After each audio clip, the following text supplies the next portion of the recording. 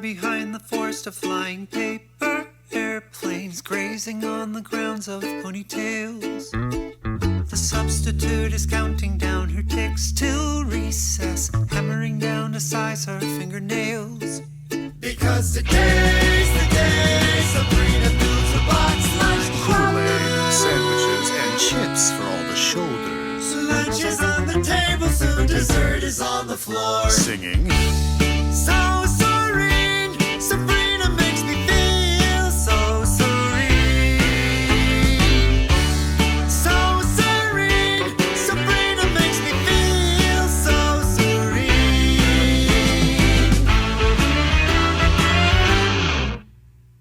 Pablo's looking dapper in his brand new dunce cap, strolling down the runway to an F.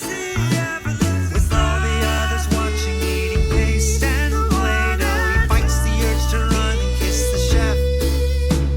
But she's a levetarian, especially in the form. So he gets his elbows on the table and spills the beans. But he loves the girl behind the boys and berry punch.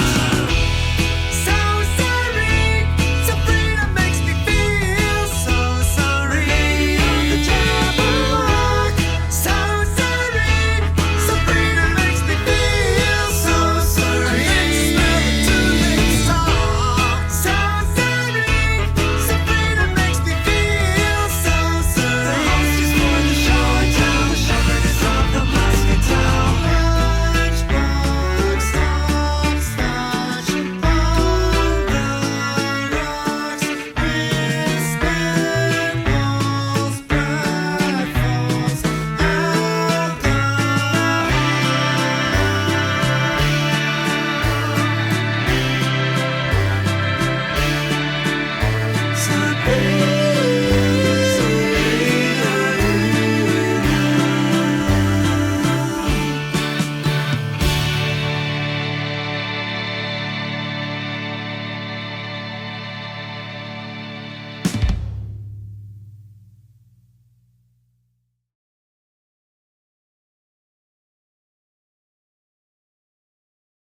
That was the wonderfully talented and handsome Kai Fifer with Sabrina Paste and Plato, and he is here right now. Keep the compliments coming, you know.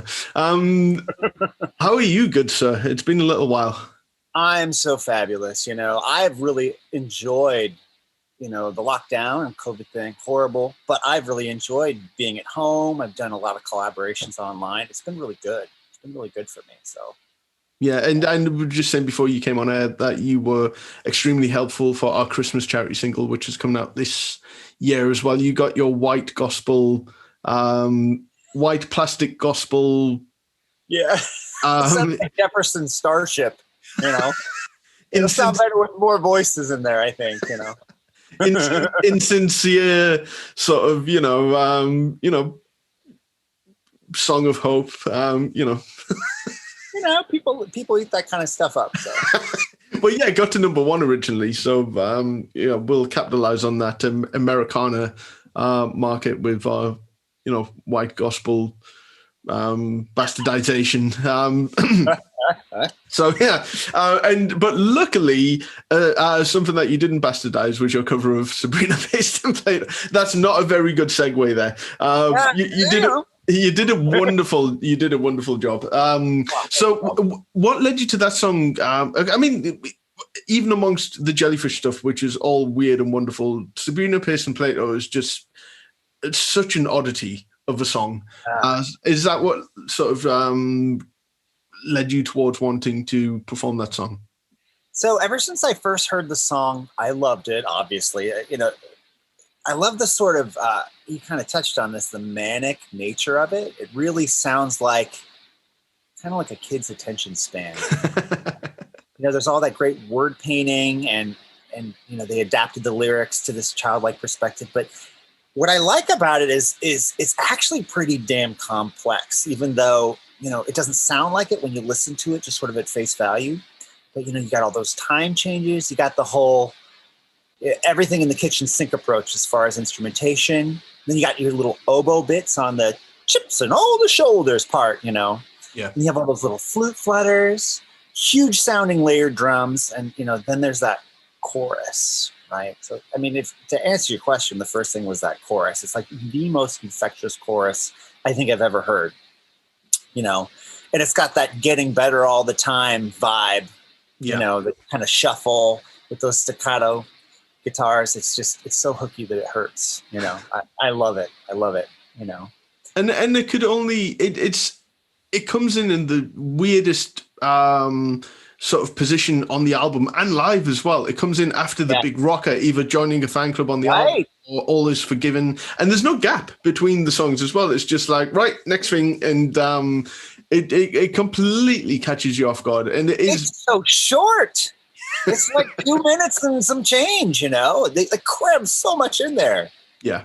And I'm guessing you heard the Spilt Milk version before the demo version, because I'm the other way around. I'm so backwards with how I got into Jellyfish. My boss had, he brought in Land of Pure Imagination and Alpaca's Ogling, and that's what introduced me to everything. And then he brought in the fan club box set before Spilt Milk. And that, the Boysenberry Punch bit is very different on the demo. Yeah. That's cool. I love that kind of stuff. His Beatles anthologies, when those came out, hearing like alternate takes and how those songs develop, it's really fun. Demos great too. All the demos are so good. You could have released them almost, as the album itself. And that's the thing. If the demo had been released as in that style, especially with that Boysenberry Punch line, which is kind of underwhelming on the demo, we wouldn't have thought anything of it because else is so great. But I would love to have been there for the eureka moment when they decide to elongate it and add that piece of melody in. And there's nothing like when it comes out of that into the chorus. It's just so satisfying when that first chorus chord hits and it resolves, and it's wonderful. I've really loved Roger's solo records, right? Because you can hear kind of what parts he contributed. I'm sure that he and Andy, there's a lot of back and forth conversation and goading each other on, but you can hear a lot of Roger, at least to my mind, in Sabrina. You've got all those little chromatic runs and that kind of stuff. It's like, okay, the person that wrote this and all these little interlude parts is a keyboard player. You know what I'm saying? Like, so yeah, I mean, it's really cool to hear how it developed. And I think it was Roger, that added those bits. And I would imagine so. And the thing is, it treads the line probably more than any other song that they had between really credible, great little pop opus, and gimmicky, completely gimmicky. And it manages to tread that line, because I think if you look at Jellyfish, I mean, that was kind of the image that threw everyone off guard with Belly Button, is just the sort of, that Sid and Marty Krofft-esque sort of cover, and then straight into The Man I Used to Be, possibly their most serious song. And I feel that people, especially if you saw the Babies Coming Back video, were probably expecting that throughout the entire album. And I find that with a lot of, I mean, certainly back then, that a single from a band, if you look at More Than Words by Extreme and you bought Porno Graffiti, you weren't, they have range, and they talk about that in a lot of the interviews, and you can hear Andy talk about how, we're not this. They like a lot of different stuff, and that's, I think that's part of what is appealing to them. The melodies are always there. The lyrics can be like super serious, and even this, like, I feel like they, in a way, they take it very seriously. It's from a child's perspective, and it's funny, and it's almost like Warner Brothers cartoons, like Carl Stalling stuff. But they're taking it very serious. They're like, this is what a kid thinks like. This is what we're trying to paint this picture. So it's kind of both, it's funny and serious in its way. So. And the thing that I bring up with some of the other interviews during Jellyfest is that it comes from an area of genuine, like, sincerity. They really love, what those ideas are based from. And, and he's, like, say, painting that picture and having the counterpoint lead vocals and all that kind of stuff. And, there's no, I stand by it. And again, I say it a few times during this, that there's nothing nothing actually contrived or fake about what Jellyfish had to offer. No, and I think people misread that sometimes. Well, again, it's the outfits, etc. It Probably. It can lead to that, but by Spilt Milk, they kind of toned it down and started dressing really snappily. Some of those photo shoots from Spilt Milk, they look pimping. Yeah, they look really good. Yeah, yeah. Maybe it's better that they did that. I think that they had Jellyfish 1.0, they had some ideas for the visual piece, and they toned it back, because I think they probably figured out that, for better or for worse, it was undercutting their musicality and their talent. Yeah. And it was distracting from it. So. With a song like Sabrina, with it being so bitty and, all their songs are complex, but this is particularly complex within such a short amount of time. So there's no room to get, I guess, too flowery with it. So, I mean, was it a conscious decision to stick to the arrangement as much as possible, but obviously add your own sort of influences in there as well? What makes a song like a Jellyfish song, especially, right? Most people, what makes a song is you got the chords, the lyrics, and the melody, vocal melody, right? Mm-hmm. Well, for some Jellyfish songs, I almost feel like there's another component that kind of makes the song, like New Mistake, that keyboard part. Is it really that song without that Supertramp keyboard in there? You know what I mean? Kind of the same with this Sabrina, Paste, and Plato. Like, is it really the song without those interludes, those chromatic, Is it, you could just play the chords to the verse, but if you take those bits out, So, yeah, to answer your question, I tried to play with it. I think anytime you do a cover, nobody's going to do it as well as Jellyfish themselves. You can't do it better than it was done on Spilt Milk. You just can't. So the only option you have is to try and put your own stamp on it and to make it your own. So I tried to straddle that line, right? To make it my own, but to have all the parts that, to me, in my head, this is what makes this song. Yeah. So, I got the ukulele in there. I got, saxophones in there. There's none of that stuff in the original. I replaced the oboes with the saxophones and that kind of stuff. But, you got to have the harmonies. You got to have those harmonies, So it'll sound different just because it's my voice. But, yeah, I mean, what makes a song the essence of the song? And I think there's a lot more to the essence of a lot of Jellyfish songs than most, Absolutely. So, long answer. It's a short answer to my long question, I guess. And your passion can't be questioned, as can anyone's throughout the entire Jellyfest, which I'm extremely grateful for. When you listen to the Stacker tracks instrumental, did you specifically of that track, did you hear things in there that you had never heard before? Because I mean, yeah. Oh yeah, I mean, there's all these little like flute, accents that paint the lyrics. So there's all that kind of stuff, and then just there's so many layers that you don't even pick up on, especially in the percussion.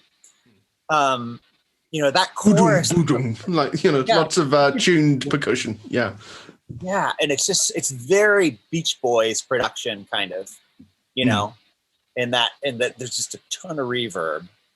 And then the bass, because when I was trying to figure out what to play on the bass, I was like, well, maybe this is an area I can make my own. And then I was listening to it, I was like, oh, that sounds so cool. And the way, did Tim play bass on that? He played bass on that. Oh, see, now, this is the thing. People are far more knowledgeable than I am about certain things. I don't know who played bass on what track or who played guitar on what track. People will kill me for that. Yeah.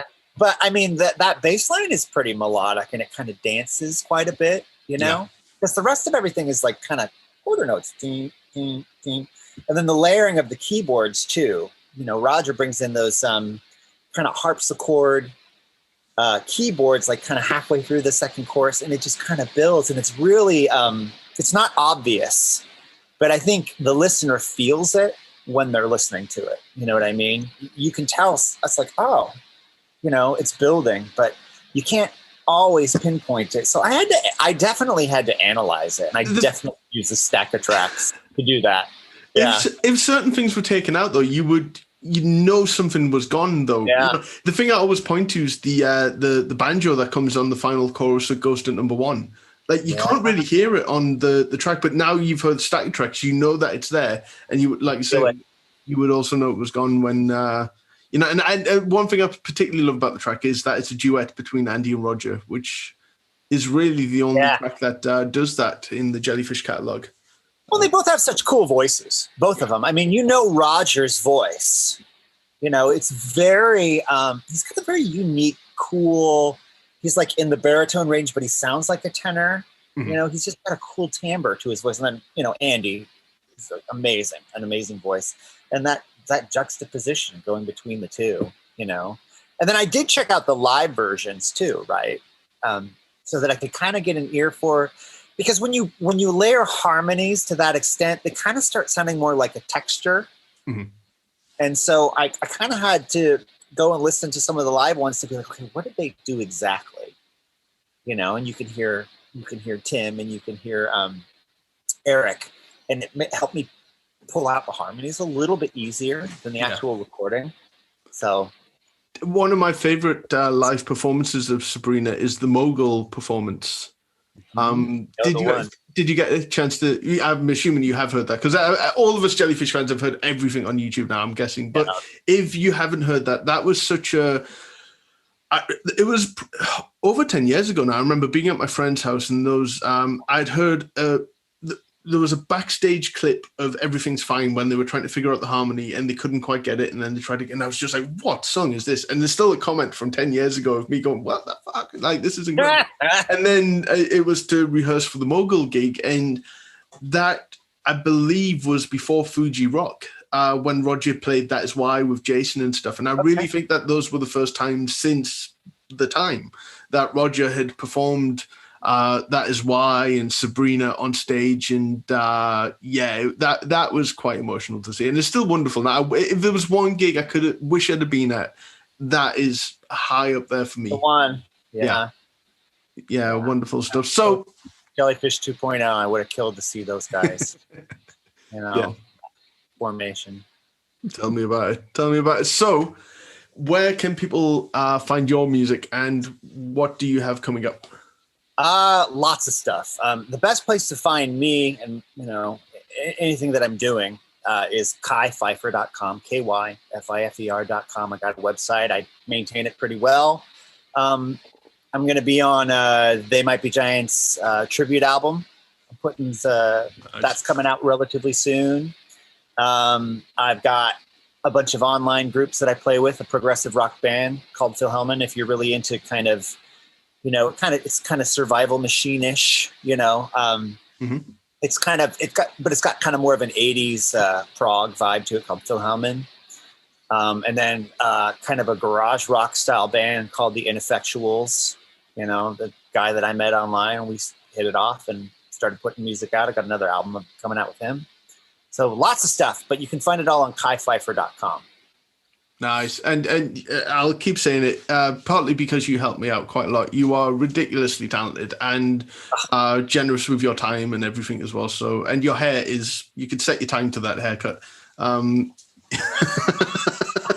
You just wake up like that, and it's just, you know. I actually was taking a nap right before I came out here, and I did kind of do one of these, but.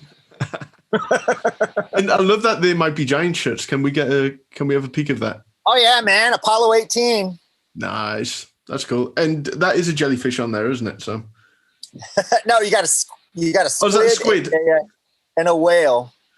Okay, but you can see why I think it looks like a jellyfish. Yeah, a little bit. Yeah, I mean, This is one of the best album covers ever. I love this album cover. I think it's taken from some sci-fi book from the 40s, and they I think John Flansburgh, who was one of the two Johns, and They Might Be Giants, he took it, cut it out, and made it his album cover. I think this came out in like 92 or 93, this album. Okay. Jellyfish fans should check out They Might Be Giants. Absolutely. And that's the thing, over the past year, I've been hugely getting into them. So yeah, I'm going to have to start digging deeper, and also get a t-shirt as well, because I need t-shirts generally. I have a bunch. I was just saying, my sort of jellyfish imperial drag, none of them fit me.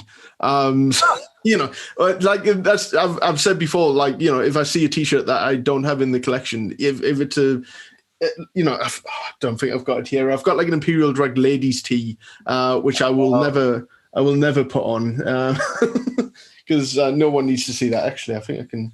I'd like to have an imperial drag shirt. That'd be awesome. There you go. That's the ladies tee. I bought them. That's cool. Yeah, I bought them. It's very kind of 90s, isn't it? Mm-hmm. Well, fun.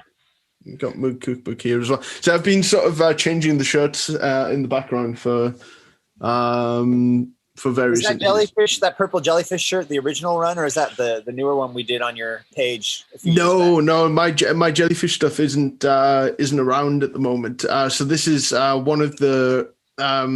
I don't like the word bootleg if it's on the page, because anyone who has made a T-shirt on the page hasn't done so for profit. They've done it so people can have jellyfish shirts, and that's one thing I love about the group, that people have taken. I've got 3 of those shirts. Oh well, can I pull this up? I've worn that so much that it just starts. Well, high quality, you know. Well, I say that. I mean, that is an entire hole in the shirt now. It's unwearable now because I wore it that much. No, you got to wear it though. I mean, you know, you got to show your love of the band. So. And wear it, I did, and now I need more jellyfish shirts of some description. And the thing is, when I've played the IPO, I always make sure to wear that, and it always gets comments as well. Because what I love about that one in particular is it has the Spilt Milk logo on the back, so it looks as real as you can get. Yeah, we need. I got a black one and 2 purple ones. It's just showing off now. It's just top trumps, isn't it? So, you know, got to get them while you can get them. You know, and you can wear yours. I want to wear them. I want to wear them to stuff, and nobody knows. You know, around here, nobody knows who the hell they are. You know, unfortunately, tragically, and I'm happy to sing the praises and tell everybody who shows the mildest interest all about it. You know? Have you ever bumped into like a completely independently random person who's also worn a jellyfish shirt? I have done this one time, and it was kind of, we were in a cafe, and I was wearing that shirt, and she was wearing, it was another bootleg shirt, but it was white with a logo on, and we both went, oh! Like, you know, it was. The only place I ran into other huge jellyfish fans was the Craig Dorfman book signing, you know, for the book release. I wish I could have been there for that. Yeah. Yeah. I've got, you know, that's on YouTube. I posted a video of that. If anybody wants to go and find it, I filmed it. And nice. Got Craig's blessing to do that. You know, we have a cameo. Yeah. Oh, look at her. Adorable cat. This is Sunny. Eric's a big fan of Sunny because his cat Zeppo looks a lot like Sunny, but yeah, he's just going to wipe all of his hair and, you know, ruin the shot. But yeah, Shatner's around here somewhere. That's my cat. He's black and white.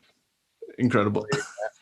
I was hoping that someone would do the Shatner covers. I may have to do those.